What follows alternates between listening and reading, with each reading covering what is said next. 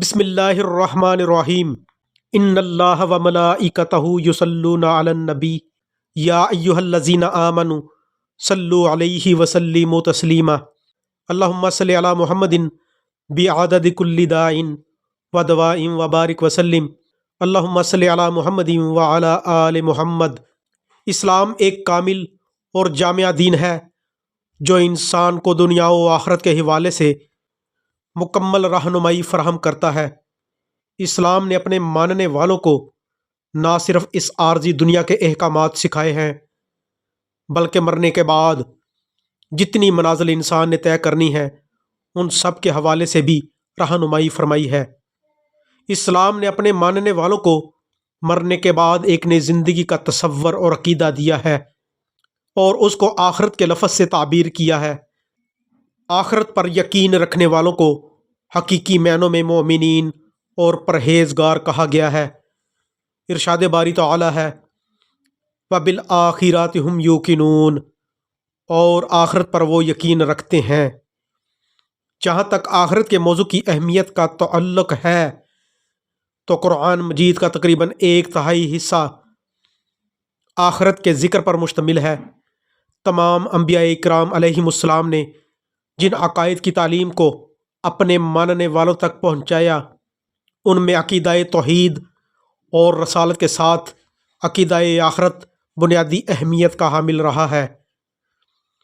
قرآن مجید میں منکرین آخرت کے شبہات کا انتہائی احسن انداز میں جواب دیا گیا ہے۔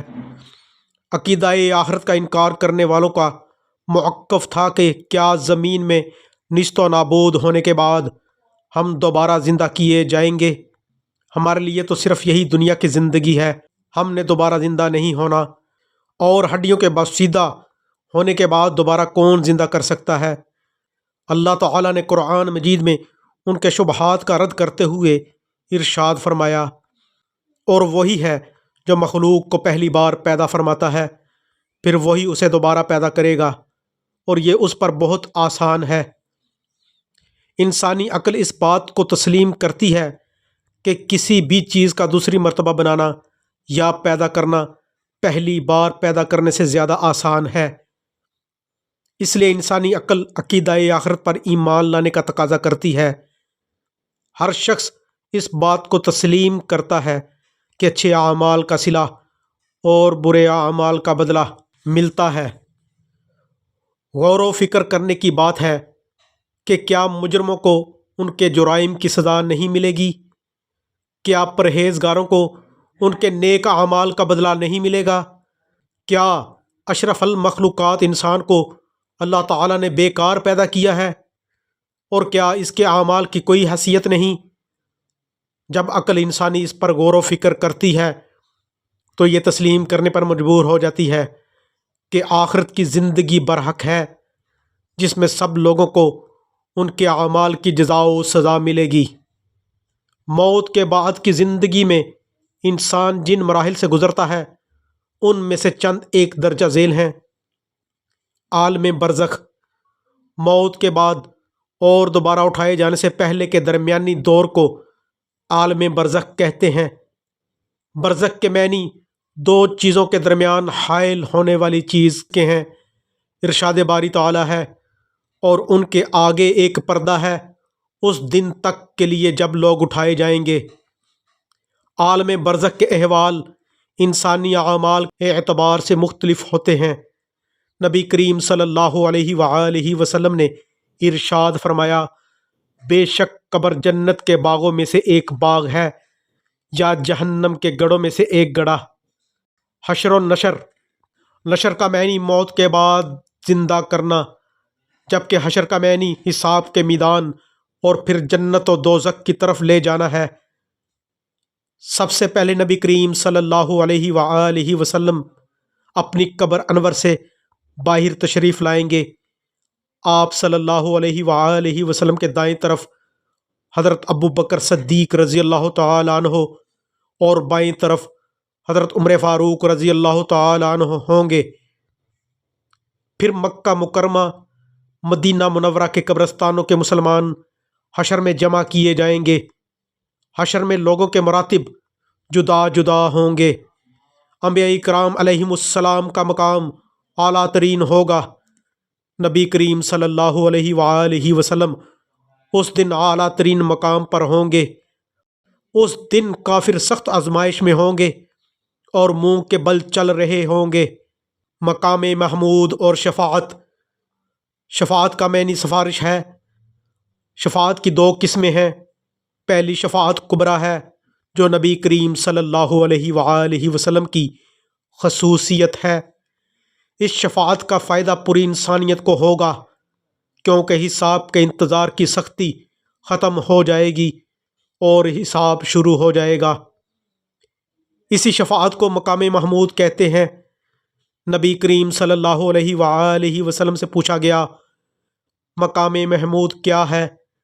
تو آپ صلی اللہ علیہ وآلہ وسلم نے فرمایا، مقام محمود شفاعت ہی ہے۔ دوسری شفاعت صغریٰ ہے۔ قیامت کے دن نبی کریم صلی اللہ علیہ وآلہ وسلم اور دیگر انبیاء اکرام علیہم السلام، ملائکہ، علماء و شہداء، صالحین، قرآن مجید اور روزے وغیرہ اللہ تعالیٰ کے حضور انسانوں کی شفاعت کریں گے۔ شفاعت میں زور اور زبردستی نہیں ہوگی۔ اللہ تعالیٰ پر کسی کا زور نہیں چلے گا۔ اللہ تعالیٰ جس کو چاہے گا شفاعت کا اذن عطا فرمائے گا۔ عقیدہ آخرت پر ایمان کا تقاضا یہ ہے کہ ہم زندگی میں آخرت کی فکر کریں، زیادہ سے زیادہ نیک اعمال کریں اور گناہوں سے بچیں، حقوق اللہ اور حقوق العباد کا خیال کریں، دوسروں کے ساتھ اچھے اخلاق سے پیش آئیں تاکہ ہم جنت کے مستحق بن سکیں۔ حوض کوثر۔ کوثر جنت کے اس حوض کا نام ہے جو نبی کریم صلی اللہ علیہ وآلہ وسلم کو روز قیامت عطا کیا جائے گا، اور نبی کریم صلی اللہ علیہ وآلہ وسلم کی امت اس سے سیراب ہوگی۔ قیامت کے دن جو اس حوض سے پانی پی لیں گے وہ خوش بخت ہوں گے۔ نبی کریم صلی اللہ علیہ وآلہ وسلم اپنے صحابہ اکرام رضی اللہ تعالی عنہم اور مومنین کو حوض کوثر سے سیراب ہونے کی نوید سنایا کرتے تھے۔ حوض کوثر کی صفات بیان کرتے ہوئے رسول پاک صلی اللہ علیہ وآلہ وسلم نے ارشاد فرمایا، کوثر جنت میں ایک نہر ہے جس کے کنارے سونے کے ہیں، یہ موتیوں اور یاقوت کی نالیوں میں بہتی ہے، اس کا پانی شہد سے زیادہ میٹھا، دودھ سے زیادہ سفید، برف سے زیادہ ٹھنڈا اور کستوری کی خوشبو سے زیادہ مہک والا ہے۔ میزان۔ میزان ترازو کو کہتے ہیں، اور اعمال کے وزن کے لیے قیامت کے دن جو میزان نصب کی جائے گی اس کا ہر پلڑا اتنی وسعت رکھے گا جیسی مشرق و مغرب کے درمیان ہے۔ یہ میزان حق ہے، اور قیامت کے دن سب لوگوں کے اعمال کا وزن کیا جائے گا۔ جن کے نیک اعمال وزنی ہوں گے وہ کامیاب ہوں گے، اور جن کے اعمال کا وزن ہلکا ہوگا وہ خسارے میں رہیں گے۔ ارشاد باری تعالی ہے، اور قیامت کے دن ہم انصاف کے ترازو رکھیں گے تو کسی پر کچھ ظلم نہ کیا جائے گا۔ نبی کریم صلی اللہ علیہ وآلہ وسلم نے ارشاد فرمایا، اچھے اخلاق سے زیادہ بھاری میزان میں کوئی چیز نہیں۔ جنت اور جہنم۔ حساب کے بعد جنت اور جہنم کے مستحق اپنے اپنے ٹھکانوں پر چلے جائیں گے۔ جنت اللہ تعالیٰ کی شان رحیمی اور جہنم اللہ تعالیٰ کے قہار و جبار ہونے کا مظہر ہے۔ جنت بے انتہا خوبصورت مقام ہے جہاں انسان کو وہ سب کچھ ملے گا جس کی وہ خواہش کرے گا۔ ارشاد باری تعالیٰ ہے، اور اس میں تمہارے لیے ہر وہ چیز ہے جو تم مانگو گے۔ یہ جنت دنیا میں اللہ تعالیٰ کی اطاعت کرنے والوں کے لیے تیار کی گئی ہے۔ جنت کی خوبصورتی کے بارے میں حدیث قدسی ہے۔ آپ خاتم النبیین صلی اللہ علیہ وآلہ وسلم نے فرمایا کہ اللہ تعالیٰ کا فرمان ہے، میں نے اپنے نیک بندوں کے لیے وہ کچھ تیار کر رکھا ہے جسے نہ کسی آنکھ نے دیکھا، نہ کسی کان نے سنا، اور نہ کسی انسان کے دل میں ان کا خیال تک گزرا ہے۔ اللہ تعالیٰ کے نافرمانوں کا آخرت میں ٹھکانہ دوزخ ہوگا، جہاں عذاب کی مختلف کیفیات ہوں گی۔ انسانوں کو ان کے اعمال کی بنیاد پر سزائیں دی جائیں گی۔ مجرموں کو زنجیروں میں جکڑا جائے گا، آگ میں جلا دیا جائے گا، لوہے کے کوڑے برسائے جائیں گے، پینے کو پیپ اور کھانے کو تھور دیا جائے گا جس کو وہ کھا پی نہیں سکیں گے۔ اس عذاب کے ڈر سے وہ موت کی خواہش کریں گے لیکن ان کو موت نہیں آئے گی۔ انسان سوچے گا کہ کاش موت ہی آ جائے، لیکن دوزخیوں کے سامنے موت کو ذبح کر دیا جائے گا اور کہا جائے گا، اے جنتیوں، تمہیں موت نہیں آئے گی، اور اے جہنمیوں، اب تمہیں بھی موت نہیں ہے۔ سبحان ربک رب العزت عما یصفون والسلام علی المرسلین والحمد للہ رب العالمین۔